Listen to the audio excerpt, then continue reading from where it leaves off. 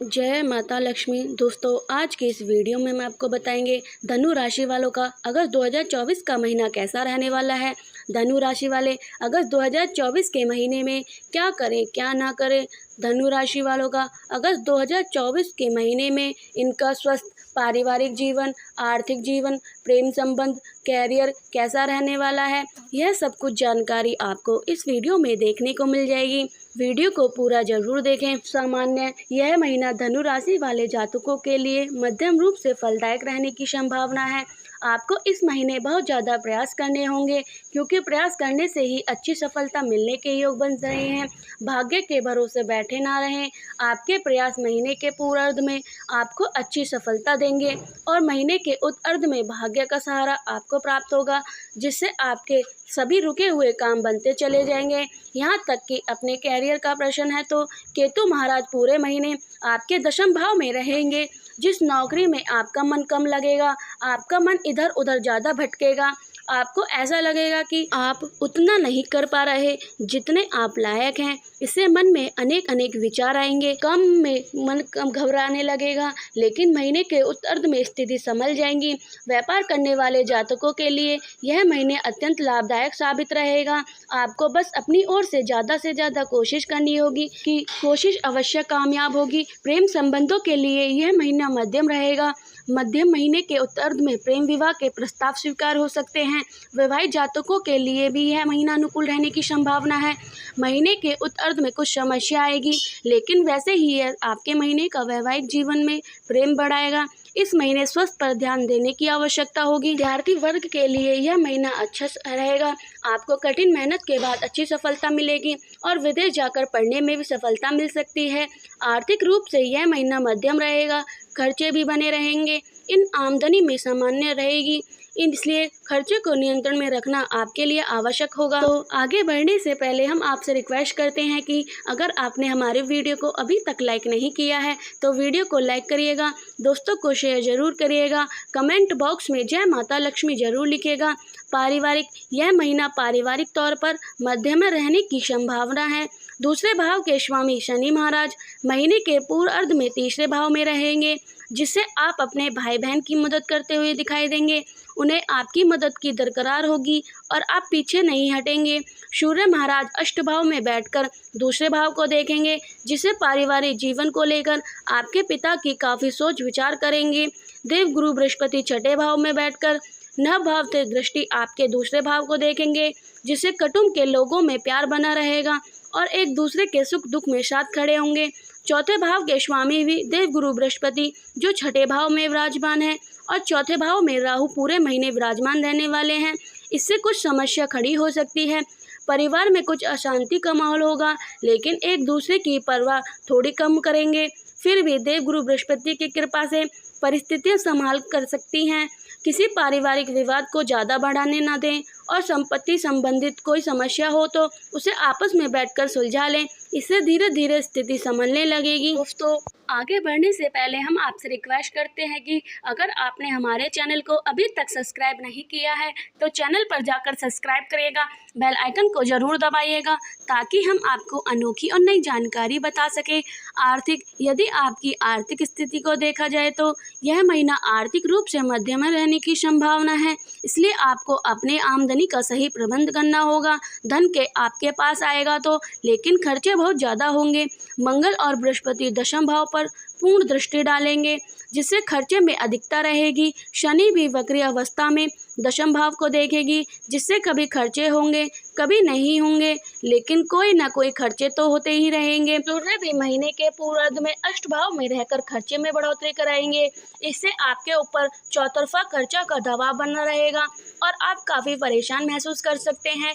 हालांकि बृहस्पति महाराज छठे भाव से द्वितीय भाव को देखेंगे, जिस कुछ आर्थिक स्थिति पर प्रभाव सकारात्मक रूप से भी पड़ेगा। सूर्य महाराज 16 अगस्त से नव भाव में बैठकर आपकी आर्थिक स्थिति को मजबूत बनाएंगे, तो बुध महाराज की कृपा से आपको धन लाभ होने के योग बनेंगे, लेकिन इन खर्चे ज़्यादा होंगे और आमदनी के आपके अनुपात कम दिखाई देंगे। इसलिए आपको संतुलन बिठाने का प्रयास करना होगा, ताकि आपकी आर्थिक स्थिति दृढ़ बनी रहे। हालांकि इस महीने व्यापार से अच्छा लाभ कमाने में आप कामयाब हो सकते हैं। कार्यक्षेत्र कैरियर के दृष्टिकोण से यह महीना ठीक ठाक रहने की संभावना है। पूरे महीने दशम भाव में केतु महाराज की उपस्थिति रहेगी, जिससे आपको कुछ परेशानी का सामना करना पड़ेगा। आपका मन कार्यक्षेत्र में नहीं लगेगा। कार्यक्षेत्र का माहौल आपको उपज लगाने लगेगा और आपका मन करेगा कि तुरंत कहीं चले जाएं। आप नौकरी बदलने के प्रयास भी करेंगे। आपको ऐसा लगेगा कि आप कमतर आ चुके हैं। आप जिस तरह लायक हैं उस लायक आपको काम न मिलेगा और न ही धन मिल रहे हैं। इससे आपका कुछ निराश होगा और इस निराश में कुछ समस्या भी खड़ी हो सकती है, इसलिए सावधानी रखना आवश्यक होगा। दशम भाव के स्वामी बुध महाराज 21 अगस्त से वक्री अवस्था में अष्ट भाव में चले जाएंगे। तब कार्यक्षेत्र में और कुछ समस्या आ सकती है। आपके कुछ पुराने काम बाहर निकल सकते हैं, जिनको लेकर आप पूछा जा सकता है। इससे कुछ आपको निराशा होगी। 26 अगस्त से मंगल भी सप्तम भाव में जाकर वहां से दशम भाव को देखेंगे, जिससे आपके अंदर कुछ ऊर्जा तो होगी, लेकिन आपका मन कम लगेगा। 25 अगस्त से शुक्र भी कन्या राशि में दशम भाव में आ जाएंगे, जिससे आसपास के माहौल को देखकर आपको सावधानी रखनी होगी। छठे भाव के स्वामी शुक्र का 25 अगस्त को दशम भाव में जाना काफ़ी मेहनत को बढ़ा देगा और आपके ऊपर काम का बोझ बढ़ाएगा। इससे नौकरी में आपको संभाल कर चलना होगा। व्यापार करने वाले जातकों के लिए यह महीना बहुत ही बढ़िया रहेगा। आप जितना कोशिश करेंगे उतना ही अधिक आपके व्यापार में उन्नति करने का अवसर मिलेगा। सप्तम भाव के स्वामी बुध महाराज महीने की शुरुआत में नव भाव में रहेंगे, जिससे व्यवसाय की यात्रा फालतू हो सकेगी। उससे आपको अच्छा लाभ होगा। 22 अगस्त को बुध अष्ट भाव में चले जाएंगे, जिससे व्यापारिक पूंजी निवेश और पुरानी योजना पर फिर से विचार विमर्श करने के कारण व्यवसाय में कुछ विलंब हो सकता है, लेकिन आप अपनी योजना को और मजबूती के साथ लागू करें। 26 अगस्त से मंगल के मिथुन राशि में सप्तम भाव में आ जाने से व्यापार में नई ऊर्जा का संचार होगा और आप खूब मन लगाकर उत्साहित होकर अपने व्यापार को आगे बढ़ाएंगे। यह महीना स्वास्थ्य के दृष्टिकोण से ध्यान देने वाला महीना साबित हो सकता है। राशि स्वामी पूरे महीने 7वें यानी कि रोग भाव में रहेंगे और उनके साथ पंचमें और दशमवें श्रेष्ठ मंगल की युति रहेगी तथा पंच भाव पर वक्रीय शनि की दृष्टि होगी। इससे स्वास्थ्य में समस्या आ सकती है। आरोग्य कारक सूर्य महाराज भी 16 अगस्त तक आपके अष्ट भाव में विराजमान रहेंगे। विशेष रूप से महीने का पूरा स्वास्थ्य के दृष्टिकोण से संवेदनशील रहेगा।